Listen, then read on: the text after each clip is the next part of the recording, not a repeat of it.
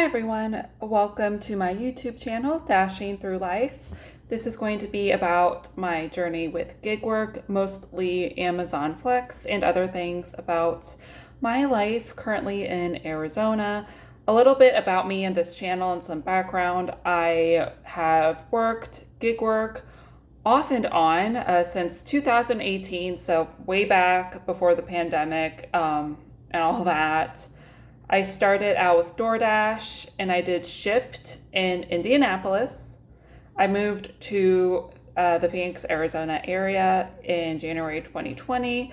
I did DoorDash, Grubhub, Uber Eats, mostly, occasionally Instacart.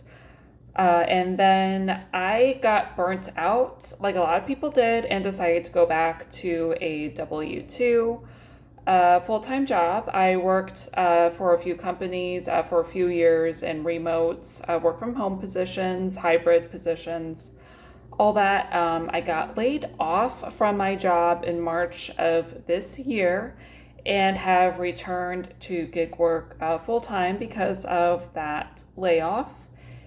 And I am here to tell you why you should not quit your W-2 full-time job, even though it might be tempting to do gig work and YouTube. I've seen a few other content creators state videos like this on their YouTube channels that do gig work.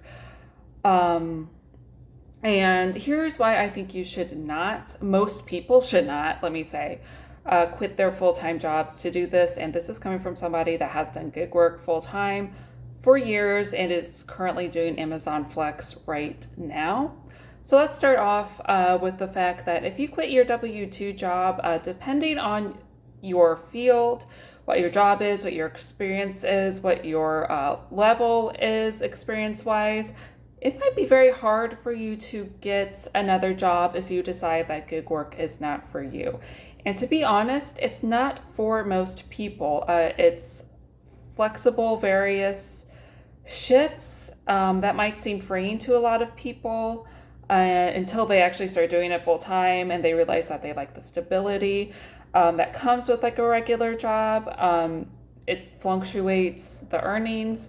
So if you need to say, you need to make $800 a week, let's just say, in order to pay all your bills, everything like that, you might not be able to make $800 a week. And let's talk about, the benefits. You don't have benefits because you're an independent contractor, you're not an employee. And yeah, some employers, if you're part-time, they may not offer all the benefits, but you're not going to get anything with gig work. You're not going to get paid time off. If you need a mental health break, want to go on vacation, anything like that, you're going to have to rearrange your schedule and make sure that you're making enough money. And sometimes that means you may have to work 6, 7, 8 days in a row in order to make that money to get that time off. Sick time, unless you live in California where you get Prop 22, you're not going to get occupational insurance if you were to get injured on the job.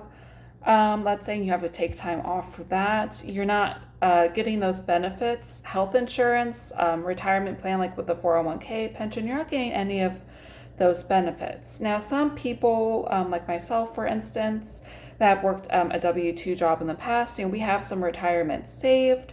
We have some money saved from that W-2. People are in different phases in their life. They have different financial needs. They have different financial background scenarios where having benefits may not be the deal breaker for them. They may want that flexible schedule. You might be able to get a pretty good health insurance plan like on healthcare.gov, like Obamacare, stuff like that. You might have a spouse that you can get on their health insurance. But, most people need some sort of benefits. And just think you're going to have to save on your own for retirement, save for that sick time, paid time off, and have money set aside for your car. So that's going to be the second thing and the big thing that we're going to talk about why it's not for most people. So when I say gig work, I know that there's other, gig work besides, DoorDash, Amazon Flex, Instacart that involves your car. There's some people that, do tutoring, babysitting, pet sitting that may not cause the wear and tear on your vehicle like these other apps do. I'm just going to specifically talk about the gig apps for gig work for this video. So you're going to be putting a lot of wear and tear on your vehicle. So let's talk about my situation for Amazon Flex. I'm able to do this full time because my situation is not the situation that most people are in. So you do need to understand that a lot of us on YouTube that do gig work full time, we're not in a situation that most people are in. Sometimes people really do need that flexible schedule for family, personal reasons. But some of us are lucky enough to be in a particular area of the country where we're the few people left that for a certain app, it works good for full-time work. Amazon Flex, that's me and my market. In my particular area, I live close to about 4 or 5 stations where I can wait and pick for surges because I have so many stations that I could potentially work out of. That's not what it is for most people. Some people only live close to like 1, maybe 2 stations if they are lucky. And some people for close, that might be a 20-25 mile drive just to get to the station, not to, deliver packages and go back home. Once you put those miles in, it might be over 100 miles altogether. And some people, that's not as much as they put on a car to commute to a full-time job in a week. My situation, I'm lucky that I'm surrounded by a lot of Amazon facilities, and I still put 400 miles on my car a week.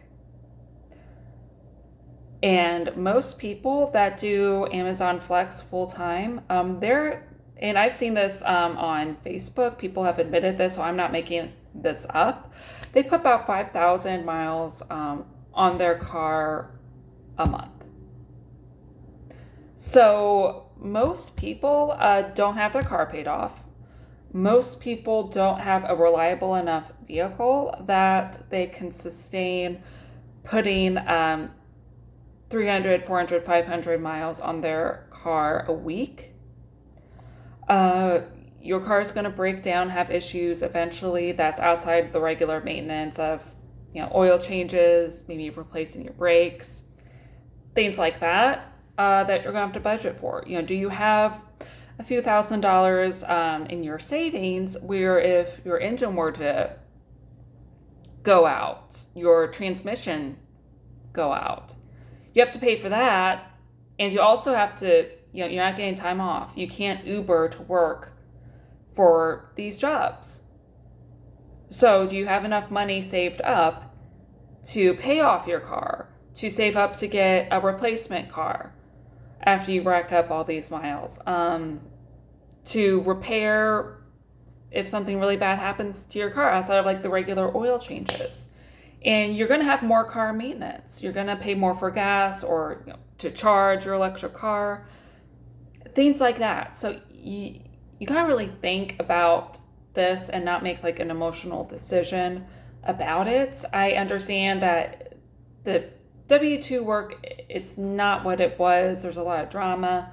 There's a lot more metrics involved than what it was like 10 years ago. I get that it's rough to work a W-2 job. I get it. I've been there. And, gig work, again, I'm going to repeat it. It's not for most people. It really is not. So I got a list here. Let me see. Okay, so we'll talk about YouTube here. So YouTube, the people that you see on YouTube, they make it look easy that you're just uploading videos. So being on YouTube, it is not that easy. You have to constantly upload because if you're not uploading frequently, your channel gets lost in the algorithm, basically. So if people aren't liking, comments, subscribing, that's why all these content creators always tell you like, comment, subscribe, because that drives up the algorithm, and you have to participate and upload videos all the time. You have to edit all the time. So it's a job within itself. So, people do need to think about that. It's good money. That's why I'm starting back up my YouTube channel, because I want the income, because again, I do Amazon Flex and I need, some money back up in case something, God forbid, were to happen to me or my car.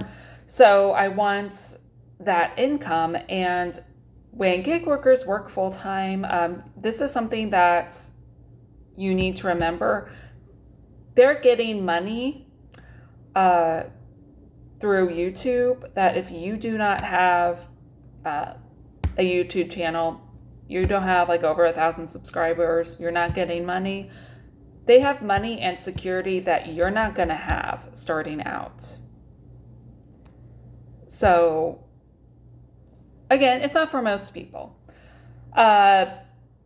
So that's just something that I want you to think about. In Amazon Flex, I will talk more in other videos that I will make more about that. We've already gone over 11 minutes here. So those are things that you need to think about. Would I, as a full-time gig economy worker that's worked it for years, started back up again after being laid off, would I quit my W-2 job? Absolutely not. I'm only doing this because I was laid off. Getting a remote job that I had previously here in Phoenix, the market in Phoenix is really rough. I'll talk a little bit more about that, but I gotta come on here and be a downer, be a party pooper, I guess, my first video, and just kind of tell you, it's not for most people. I will say though, if you do need part-time income and you have like a spouse or somebody that can support you if something were to happen, if you are lucky enough that you have money saved up, and I don't mean like a few thousand, but quite a bit of money saved up, and you're in a position that you would like a flexible schedule, gig work may be for you, but it's not for most. And I will leave you at that. Thank you for watching. Have a great day.